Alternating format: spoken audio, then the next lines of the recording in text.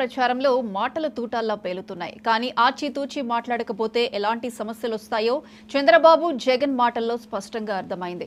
సింగనమలలో ఒక టిప్పర్ డ్రైవర్కి టికెట్ ఇచ్చారంటూ చంద్రబాబు నాయుడు చేసిన వ్యాఖ్యలు వైరల్ అయ్యాయి. అదే రోజు జగన్ ఆ మాటను అస్త్రంగా మార్చుకున్నారు. పేదలకు సీట్ ఇవ్వడాన్ని చంద్రబాబు ఓర్చుకోలేకపోతున్నారనడంతో సహజంగానే వైసీపీ అభిమానులు ఇద్దరి మాటల్ని వైరల్ చేశారు.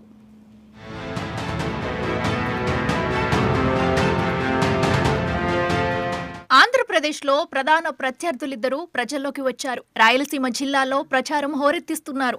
మాటలు తూటాలై పేలుతున్నాయి. ఆత్మస్తుతి, పరనింద నిండిన ప్రసంగాల వేగం, ఘాటు పెరిగాయి. అయితే అవి హద్దు మీరినప్పుడు బెడిసి కొడతాయన్న స్పృహ లేకపోవటమే అసలు సమస్య. సింగనమల ఎమ్మెల్యే టికెట్ ఒక టిప్పర్ డ్రైవర్కి ఇచ్చారని చంద్రబాబు నాయుడు అపహాస్యం చేశారు.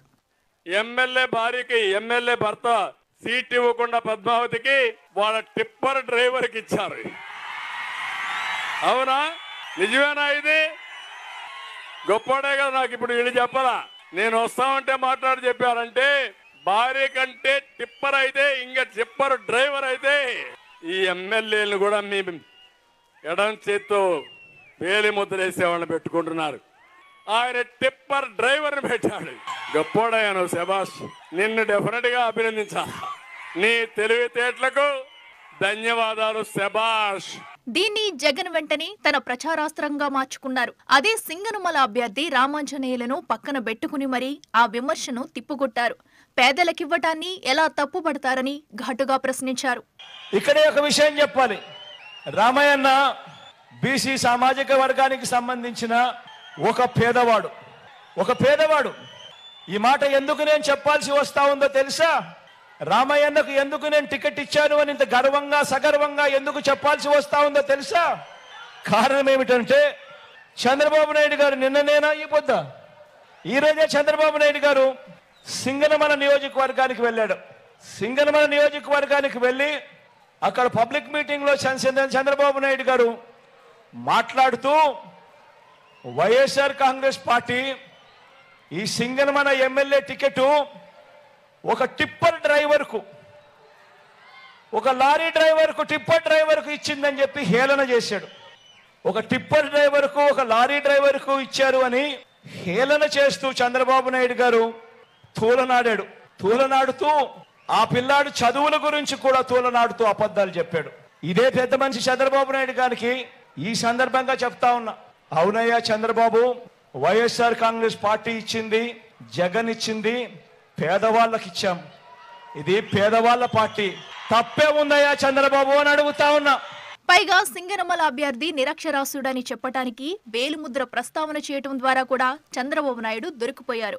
పైగా చంద్రబాబు కంటే ఎక్కువగా చదువుకున్నప్పటికీ ఆయన హయంలో ఉద్యోగం రాకపోవటం వల్లనే టిప్పర్ డ్రైవర్ అయ్యాడని చెప్పటం ద్వారా చంద్రబాబును ఇరకాటంలోకి నెట్టారు. కానీ ఆ పిల్లాడు చదివింది చంద్రబాబు నాయుడు గారి కన్నా పెద్ద చదువులు. ఆ వీరాంజనేయులు, ఆ ఎమ్మెల్యే అభ్యర్థి, సింగనమల ఎమ్మెల్యే అభ్యర్థి చదివింది ఎంఏ ఎకనామిక్స్. అక్కడితో కూడా ఆగిపోలేదు. ఎంఏ ఎకనామిక్స్ చదివి బిఈడి కూడా పూర్తి చేశాడు. ఎంఏ ఎకనామిక్స్ చదివి బిఈడి కూడా పూర్తి చేసిన ఈ వీరాంజనేయులు చంద్రబాబు నాయుడు హయాంలో ఉద్యోగాలు దొరక్క టిప్పర్ డ్రైవర్ అయ్యాడు. లారీ డ్రైవర్ అయి తన కుటుంబాన్ని పోషించుకుంటా ఉన్నాడు. తన కాళ్ళ మీద తాను నిలబడేందుకు చంద్రబాబు నాయుడు గారి హయాంలో ఎంఏ ఎకనామిక్స్ బిఈడి చదివిన ఆ Veeranjaneyulu tipper driver, lorry driver అయితే మీ బిడ్డ